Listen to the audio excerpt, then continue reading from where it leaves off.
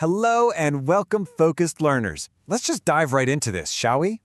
In today's explainer, we are completely dismantling the exhaustion of modern hustle culture. We're going to do this by looking at Napoleon Hill's deeply powerful and honestly kind of esoteric laws of mind engineering. We're shifting away from all that frantic, endless action and moving toward targeted mental programming that actually attracts success. Look, modern hustle culture is always in your face, right? It constantly tells you to shout your goals from the rooftops, grind 24/7, and sacrifice your sleep. But there's this completely counterintuitive truth we found in our source material, and it suggests the exact opposite. True wealth and profound success are actually built in complete silence and deep rest. It's really about engineering your mind, not just exhausting your body.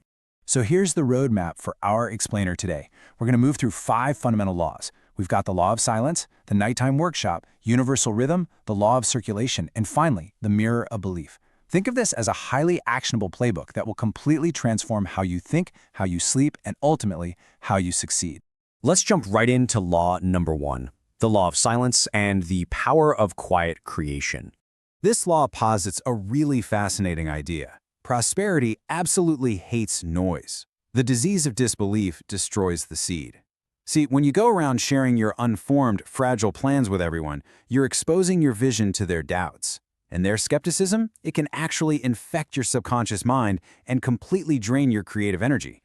It's all about energy management. A poor mindset literally leaks energy through constant talking. You know the type, always seeking external validation, always trying to prove they're going to do something before they've actually done it. But the rich mindset, it works in total silence. You conserve your energy, you trust the process, and you just expect the results to speak for themselves. And hey, if you need historical proof, just look at the titans of industry. Thomas Edison, Henry Ford. They definitely didn't seek applause for their half-finished experiments. They relied on absolute secrecy. They had to protect their visions from the skepticism of average minds. They understood that you just cannot expose a tiny seed to the harsh sun before it sprouted roots in the dark. So to actually apply this, I want you to use this mental shield. Whenever you feel that sudden, ego-driven urge to overshare, just tell yourself, I create in silence, and life silently rewards me. Seriously, keep your next big move locked in. All right, that leads us to law number 2, the nighttime mind workshop, which is essentially your subconscious laboratory. We really need to redefine how we view the subconscious. It is not just some passive storage unit in the back of your brain. It's an active, unseen factory. It bridges your conscious intellect with infinite intelligence. And this factory works tirelessly while you sleep, happily accepting any instruction you give it, without a single argument. Which brings us to a really important number. 5. I'm talking about the last 5 minutes before you fall asleep. These are the absolute most critical moments of your entire day. They literally dictate the trajectory of your life. Because those 5 minutes are so crucial, you absolutely need a pre-sleep routine. Step 1, drop every single worry and fear. Step 2, set an intention of profound gratitude. And step 3, hand the work over to infinite intelligence.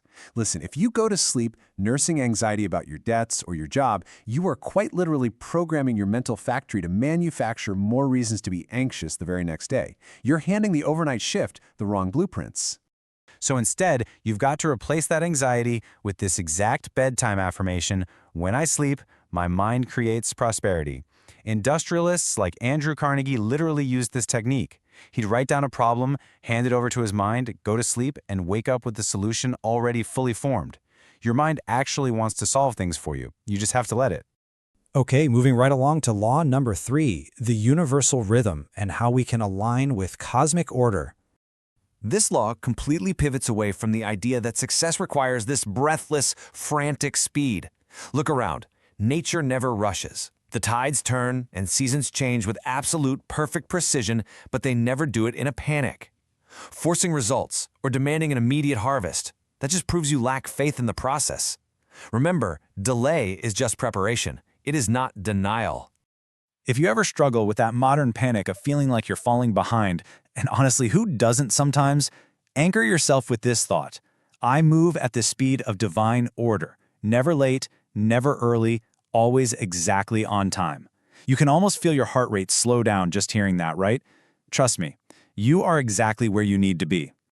Now let's dive into law number 4, the law of circulation, or as it's sometimes called, the invisible exchange. The invisible exchange is this counterintuitive truth that money and goodwill are living energies and they respond to flow. Think of it exactly like water. A river stays fresh, clear, and powerful specifically because it's constantly moving. If you dam it up and hoard all that water, what happens? It becomes a stagnant, toxic pond. Hoarding wealth actually stops it from growing. Energy has to circulate to multiply.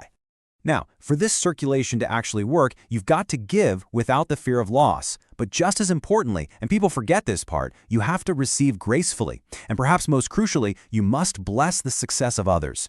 When you harbor envy toward rich people, you are sending a massive signal to your subconscious that you hate wealth, and your mind will obediently push wealth away to keep you safe. Andrew Carnegie deeply understood this principle. He famously stated, "The man who dies thus rich dies disgraced." He knew that wealth isn't just some static pile of gold you sit on like a dragon. It's a current. It must be given back into the cycle. And when you give with genuine joy and zero fear, it invariably brings tenfold returns. And finally, we arrive at law number 5, the mirror of belief, your inner reflection. Honestly, this is probably the most confronting law of all. Just imagine standing in front of a mirror and trying to comb the hair of your reflection. It's totally absurd, right? Yet, that is exactly what we do in real life. We fight external circumstances, we blame others, we try to force the reflection to change. But you can't change the reflection. You have to reprogram your own inner self-belief. You have to change the mirror itself. So how do we actually clean that mental mirror? It's a daily habit. First, express gratitude for exactly where you are right now. Second, forgive others. And look, you don't do this for them. You do it to release that stagnant, negative energy from your own mind. And third, start acting today as the person you wish to become tomorrow. Because the world is going to treat you with the exact level of respect that you demand of yourself. Let's anchor this final law with a really empowering idea. The world is simply a reflection of my belief in myself. According to this whole philosophy, changing your internal narrative isn't just some fluffy, feel-good exercise. It is literally the fastest, most direct route to completely altering your external reality. Well, that brings us to the end of our explainer. But before we go, I want to leave you with a highly provocative question to chew on. If your reality tomorrow is manufactured by your exact thoughts tonight, what seed are you going to choose to plant in those final 5 minutes before you sleep? Is it going to be fear, or is it going to be prosperity? The choice and the mind engineering is entirely yours. Thanks so much for joining me today, and sleep well.